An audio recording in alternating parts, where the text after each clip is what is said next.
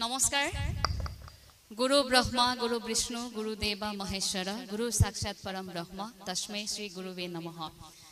প্ৰথমে প্ৰত্যেকগৰাকী আচাৰ্য আচাৰ্যালৈ নমস্কাৰ সকলো কুশলে আছে নে আপোনালোক আসলতে আজিৰ এই অনুষ্ঠানটিলৈ মই ভাষণ দিবলৈ বুলি অহা নাই প্ৰথমে কওঁ যেহেতু মই শংকৰদেৱ শিশু বিদ্যা নিকেতন বৰদলনিৰ এগৰাকী ছাত্ৰী আছিলো মই শংকৰদেৱ শিশু বিদ্যা নিকেতন বৰদলনিৰ পৰা মই উত্তীৰ্ণ হৈছিলো মোৰ হাইস্কুল শিক্ষান্ত পৰীক্ষা গতিকে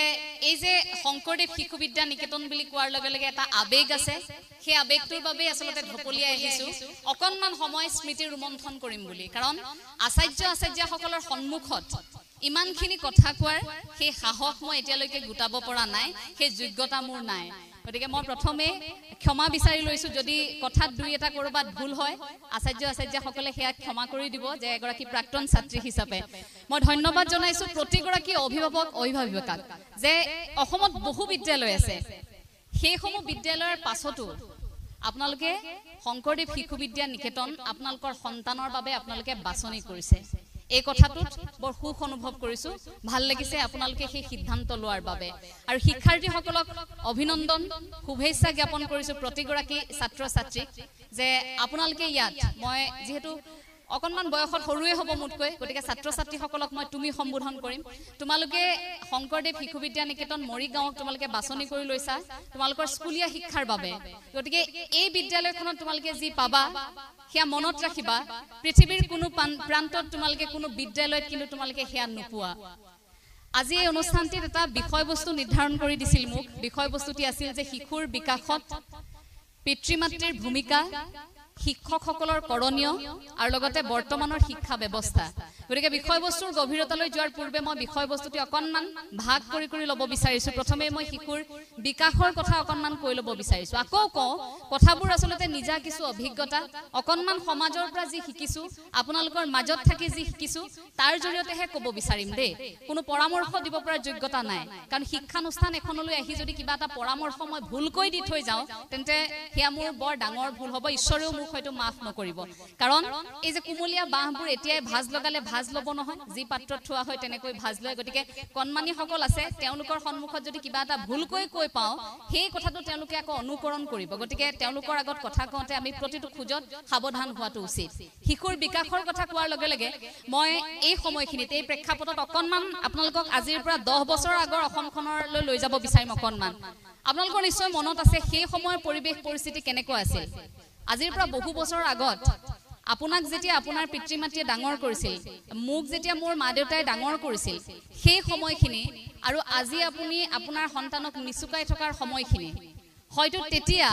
আজিৰ পৰা সেই 10 বছৰ আগত হয়তো মাতৃগৰাকীয়ে নিচুকনি গীত গাই নিজৰ কণমানিটি খুৱাইছিল আৰু এতিয়া মোবাইলত ভিডিও দেখুৱাই কণমানিটিক ভাত খুৱাবলগীয়া হয় কণমানিটিক খুৱাবলগীয়া হয় অকনমান সময় কাৰ্টুন চাবলৈ দিব লগা হয় হাতত থকা মোবাইলটো লৈ তেওঁক অকনমান ভিডিও এটা নেদেখুৱালৈকে আপোনাৰ কণমানিগৰাকীয়ে ভাত নাখাও বুলি জেদ ধৰেনে বাৰু হেয়া সন্তানৰ গাত ভুল নাই হেয়া ছাত্ৰ ছাত্ৰীৰ গাত ভুল নাই আমি ক'ব নোৱাৰো ল'ৰা ছোৱালীয়ে ইমান মোবাইল চাইছে আমাৰ ল'ৰাটো একো নাখায় মোবাইলটো নেদেখুৱালে এই কথাবোৰ যে আমি কওঁ এই পৰিৱেশ পৰিস্থিতি আমাক এনেকুৱা কৰি পেলালে ইমান বেছি আমাক যন্ত্ৰ সাজি পেলালে যে আমি প্ৰতিটো মুহূৰ্ততে কিবা নহয় কিবা এটা দিশত আমি ভৰসা কৰো সেই যে মাতৃৰ আকুলতা আপোনাৰ সন্তান যেতিয়াই ভূমিষ্ঠ হৈছিল আপোনাক যে প্ৰথম মাতিছিল মা বুলি এই যে সন্তানে ভোক লাগিলে তেওঁৰ আচৰণেৰে আপোনাক প্ৰকাশ কৰিছিল সন্তানৰ সেই আৰম্ভণি আছিল গণসংযোগ হেয়া সন্তানৰ প্ৰথম গণসংযোগ সামাজিকীকৰণ শিশুৱে আপোনাৰ বুকুৰ পৰা ওলাই আপোনাৰ স্বামীৰ বা মই বিশেষকৈ আমাৰ যেহেতু মাতৃসকল আছে সেই সকলক প্ৰথমে কৈ ল'ব বিচাৰিছো আপোনালোকৰ স্বামী বা আপোনালোকৰ মা দেউতা আপোনালোকৰ সেই ঘৰখনৰ সৈতে লাহে লাহে আপোনাৰ বুকুৰ পৰা ওলাই যোৱাৰ পাছতহে সন্তানটি কিন্তু মূৰ গুজিবলৈ আৰম্ভ কৰে প্ৰথম আপোনাৰ বুকুত মূৰ থৈ তেওঁ সুৰক্ষিত অনুভৱ কৰে তাৰ পাছতহে আনসকলক পায় গতিকে আটাইতকৈ মূল ভূমিকা যদি মই কওঁ প্ৰথমে এগৰাকী মাতৃৰ আপুনি আপোনাৰ সন্তানক যি শিকাব যেনেকৈ শিকাব আপোনাৰ সন্তানে কিন্তু তেনে আচৰণে কৰিব মোৰ মা দেউতাই যদি ঘৰত একেৰাহে কাজিয়া কৰি থাকে, মোৰ দেউতাই যদি মোৰ মাক একেৰাহে উচ্চ স্বৰত কথা কয়, মোৰ মায়ে যদি ভাগৰি অহা দেউতাক ঘৰলৈ উভতি অহাৰ সময়ত এগিলাচ পানী দিয়াৰ সলনি মায়ে যদি গালি পাৰিবলৈ আৰম্ভ কৰে, ক'ত আছিলে দিনটো, কি কৰিছিল, টকাৰ প্ৰয়োজন, আমুকটো কিনিব লাগে, তমুকটো কিনিব লাগে, এই বস্তুবাদী ধাৰণাবোৰ মই যদি দেখি থাকোঁ সৰুৰ পৰাই, এটা প্ৰভাৱ পৰিব। লাহে লাহে এনেকুৱা হ'ব,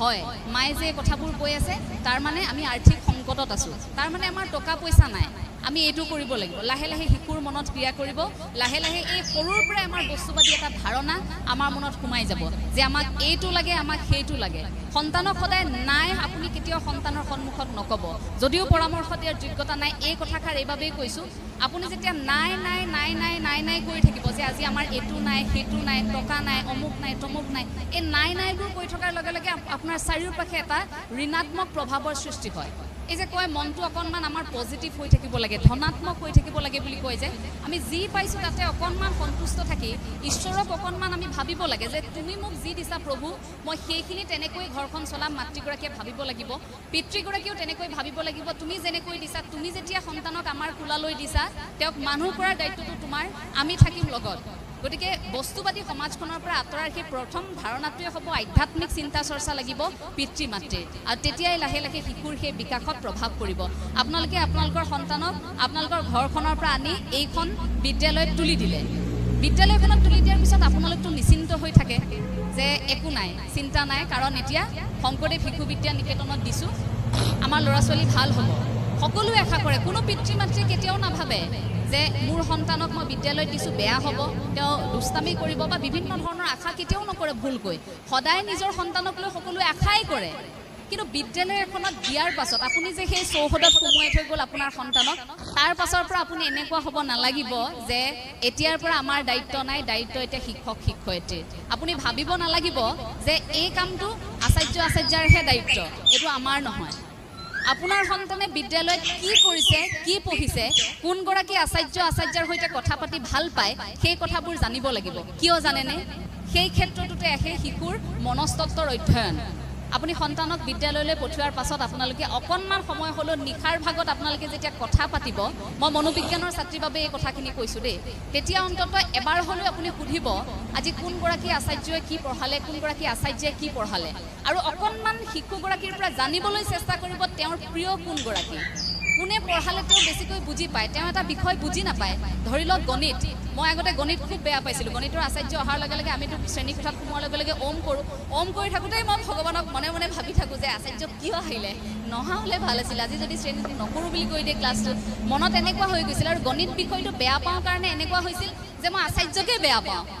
আচাৰ্যক দেখিলেই বেয়া লাগে, ৰাস্তাত ক'ৰবাত দেখিলেও মানে পলাম যেন এতিয়া এনেকুৱা লাগে। আৰু মই বুলিয়েই নহয়, আমি গণিত বেয়া পোৱা যিসকল আছিলোঁ সকলোৱে এনেকুৱা হৈছিল যে আচাৰ্যক দেখিলেই ভয় লাগে, অৰ্থাৎ আমি বিষয়টো বেয়া পাওঁ, বিষয়টোৰ সৈতে আমাৰ সম্পৰ্ক এটা আছে। গতিকে বিষয়টো বুজি নাপাওঁ, বেয়া পাওঁ কাৰণে এনেকুৱা হয় যে আচাৰ্যগৰাকীৰ প্ৰতি আমাৰ ধাৰণাটোৱে বেয়া হৈ গৈছিল। পিছলৈ যেতিয়া ইয়াক এটা খেল হিচাপে ল'লোঁ, বৈদিক গণিতৰ ধাৰণাটো আহিলে, এই গণিতক যেতিয়া খেল হিচাপে ল'লোঁ ভাল লাগিল, তাৰ পাছৰ পৰা দেখিলোঁ আচাৰ্য দেখোন ভাল।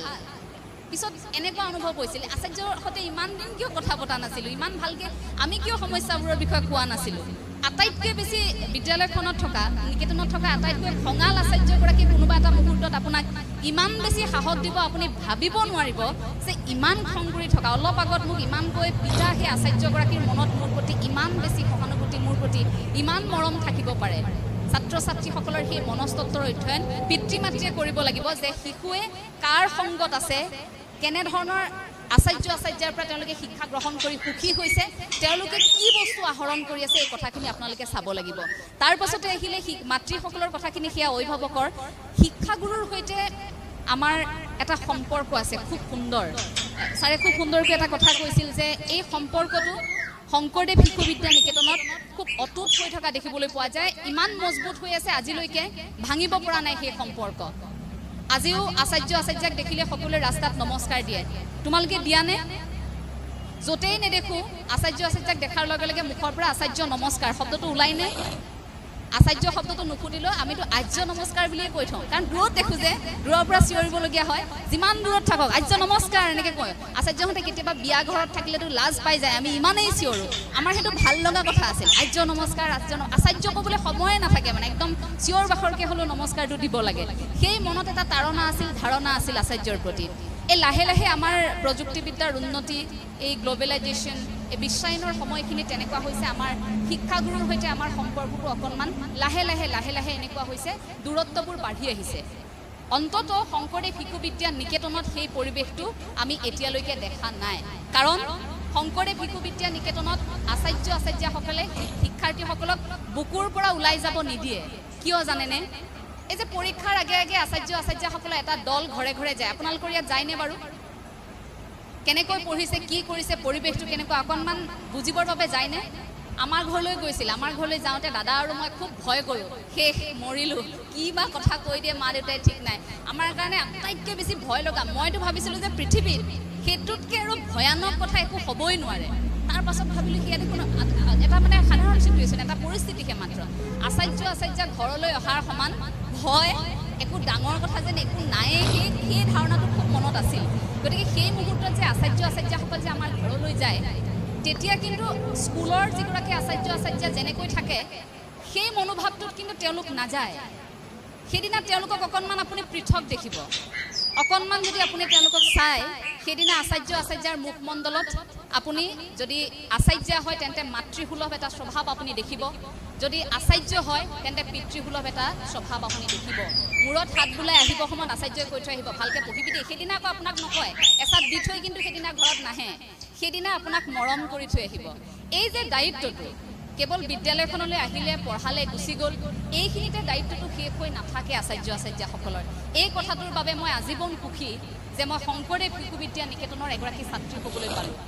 এটা কথা খুব ভাল লাগে অন্তত 4-5জন ছাত্ৰ ছাত্ৰী যদি একেলগে বহি থাকে কোনো লোকে সহজে ধৰা পেলাব পাৰে কোনগৰাকী শংকৰদেৱ শিশু বিদ্যা নিকেতনৰ ছাত্ৰ বা ছাত্ৰী আমাৰ আচৰণ আমাৰ শিষ্টাচাৰ আমাৰ সকলোবোৰত আমি কেনেকৈ খোজ কাঢ়োঁ কেনেকৈ কথা কওঁ আমি কেনেকৈ বহিছোঁ কেনেকৈ উঠিছোঁ সেই গোটেই আমাৰ আচাৰ ব্যৱহাৰত সকলো প্ৰতিফলিত হয় যে আমি শংকৰদেৱ শিশু বিদ্যা নিকেতনৰ ছাত্ৰ ছাত্ৰী এই যে আমি খোৱাৰ আগতে ভোজন মন্ত্ৰ গাওঁনে সেয়া চাওক আজিৰ পৰা ইমান বছৰ আগতে আমাক শিকালে শংকৰদেৱ শিশু বিদ্যা নিকেতনৰ যেতিয়াই জন্ম হৈছিল ইমান বেছি অনুশাসন ইমান বেছি সুন্দৰ পদক্ষেপেৰে গঠন হৈছিল এই যে আমি কিবা এটা খোৱাৰ লগে লগে আমি ধন্যবাদ জনাব লাগে অন্নদাতাক আমিতো অন্ন খাই আছোঁ প্ৰতিদিনে আমিতো প্ৰকৃতিক ধন্যবাদো জনাব লাগিব আহৰণ কৰি আছোঁ আমি প্ৰতিদিনে খাই আছোঁ আমি কিন্তু ওলোটাই প্ৰণাম কেতিয়াও নজনাওঁ ধন্যবাদ কেতিয়াও নজনাওঁ এনেই নকয় আমি খাই পাত ফলাৰ জাত বুলি আমি কৰোঁ কামটো পিছত পাহৰি থাকোঁ কোনোবাই আমাক কিবা এটা সহায় কৰিলে সেইটো মনত ৰাখিলোঁ কিন্তু কোনোবা এদিনা যদি আমাৰ বেয়া কৰিলে সেই সহায়টো পাহৰি সেই 10 দিনৰ সহায়টো পাহৰি যায় এদিনৰ বেয়াটো কিন্তু মনত ৰাখি থয় কিন্তু শংকৰদেৱ শিশু বিদ্যা নিকেতনে এই যে ভোজন মন্ত্ৰ গাবলৈ শিকায় এই যে সোমোৱাৰ লগে লগে বিদ্যালয়খনত সোমোৱাৰ লগে লগে যে আমি এটা সেৱা কৰি সোমাওঁ তাৰ পাছত যে আমি ওমকাৰ ধ্বনি কৰি থাকোঁ তাৰ পাছত যে দীঘলীয়া আমাৰ প্ৰাৰ্থনাবোৰ আমাৰ অকণমান সুকীয়া হয়নে বেলেগ বিদ্যালয়ত ইমান দীঘলকৈ প্ৰাৰ্থনা নাগায় তুমি চিত্ৰ বৃত্তিমূৰো আছে আমি দীপ বন্দনাও এই মুহূৰ্তত কিছু মুহূৰ্তৰ পূৰ্বে আমি গাইছোঁ গতিকে সেই যে আমাৰ প্ৰাৰ্থনাবোৰ প্ৰতিদিনে বেলেগ বাৰ অনুসৰি আমাৰ প্ৰাৰ্থনা বেলেগ থাকে বিভিন্ন ধৰণৰ অনুষ্ঠানত আমাৰ বেলেগ থাকে এই যে প্ৰাৰ্থনাবোৰ ই আমাৰ আধ্যাত্মিক চেতনাৰ আৰম্ভণি বৰ্তমান সময়ৰ শিক্ষা ব্যৱস্থাটোৰ ক্ষেত্ৰত যদি কওঁ আজি কিন্তু বৰ বেছি সমালোচনা নকৰোঁ আজিৰ কথাখিনিত কিন্তু বৰ বেছি সমালোচনা এইবাবে নকৰোঁ মই প্ৰথমেই কৈছোঁ যে অকণমান মই স্মৃতিৰ ৰোমন্থন কৰিম বুলিহে আহিছোঁ এই যে বৰ্তমানৰ শিক্ষা ব্যৱস্থাটোত যদিও আঁসোৱাহ আছিল এতিয়া কিন্তু ক্ৰমাগতভাৱে সেয়া নোহোৱাৰ এটা দিশলৈ গতি কৰিছে সেইটো খুব এটা ভাল লক্ষণ নতুন শিক্ষানীতিৰ অধীনত আপোনালোক সকলোৱে জানে বৃত্তিমুখী শিক্ষাৰ এটা চৰ্চা চলিছে এতিয়া চাবতে শংকৰদেৱ শিশু বিদ্যা নিকেতনে বৃত্তিমুখী শিক্ষা আজিৰ পৰা বহু বছৰ আগতে কৰিছিল কেনেকৈ কৰিছিল হস্তকলাৰ এটা পিৰিয়ড আছেনে মাটিৰে বস্তু সাজিব লগা হয় চিলাই কৰিব লগা হয় তাত থাকে অথবা বুলি থাকে ছাত্ৰীসকলে ইচ্ছা কৰিলে চিলাইও কৰিব পাৰে মাটিৰে বস্তু সাজিব পাৰে কাগজেৰে বস্তু সাজিবলৈ এইবোৰ আমাক শিকোৱা হয় শিকাইছেনে ইয়াত সেয়া বৃত্তিমুখী শিক্ষা এই যে আমাৰ অসমীয়া মানুহৰ এটা ধাৰণা থাকে যে ল'ৰাই এতিয়া হায়াৰ ছেকেণ্ডেৰী পাছ কৰিলে এতিয়া মাষ্টাৰ্ছ কমপ্লিট কৰিলে তেওঁ উচ্চ শিক্ষা এতিয়া শিক্ষিত হ'ল এতিয়া আমাক আৰু এটা চৰকাৰী চাকৰি লাগে মোৰ ল'ৰা ডক্টৰ হ'ব মোৰ ল'ৰা ইঞ্জিনিয়াৰ হ'ব কিন্তু কেতিয়াবা কওক আপোনাৰ সন্তানক যে তুমি যদি ব্যৱসায়ী হ'ব বিচাৰিছা তুমি ব্যৱসায়ী হোৱা কথা নাই তুমি যদি নাচিব বিচাৰিছা তুমি নৃত্যশিল্পী হোৱা কথা নাই আমি দুখী নহওঁ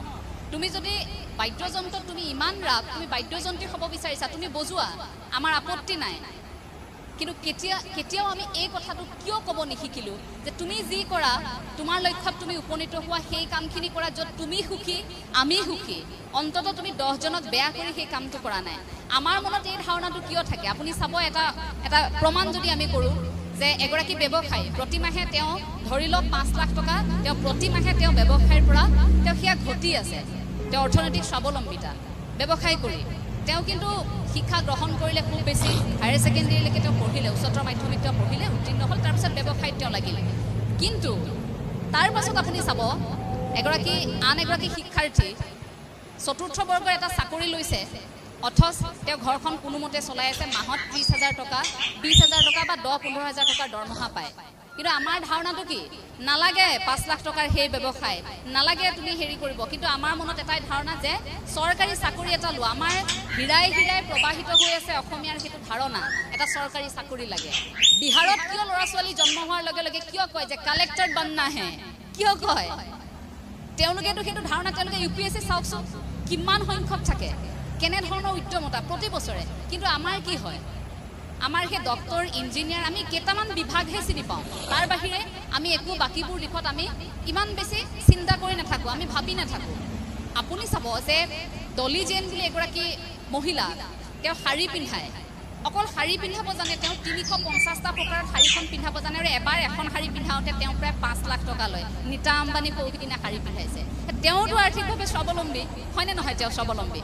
আপুনি ধনীৰাম চেতিয়াৰ কথা চাওক যোৰহাটৰ এগৰাকী কৃষক তেওঁৰ অকণমানি এটি সন্তান আছে তেওঁ খেতিৰ কথা ইমানেই জানে আপুনি আচৰিত হৈ যাব তেওঁ জানে অমিতা গছত কি সাৰ দিব লাগিব তেওঁ জানে যে কোনবিধ আম লগালে বৰ্তমান অসমত চাহিদা বেছি আছে কোনবিধ আমৰ দাম বেছি ধনীৰাম চেতিয়াৰ এটি সন্তান ধনীৰাম চেতিয়া আজিৰ তাৰিখত অসমৰ এগৰাকী কৃষক বন্ধু বুলি সকলোৱে জানে কিন্তু আমি অসমীয়াই তেওঁক চিনি নাপাওঁ আমি নাজানো তেওঁৰ বিষয়ে জানিবলৈ ইচ্ছা নকৰোঁ কাৰণ তেওঁ কৃষকহে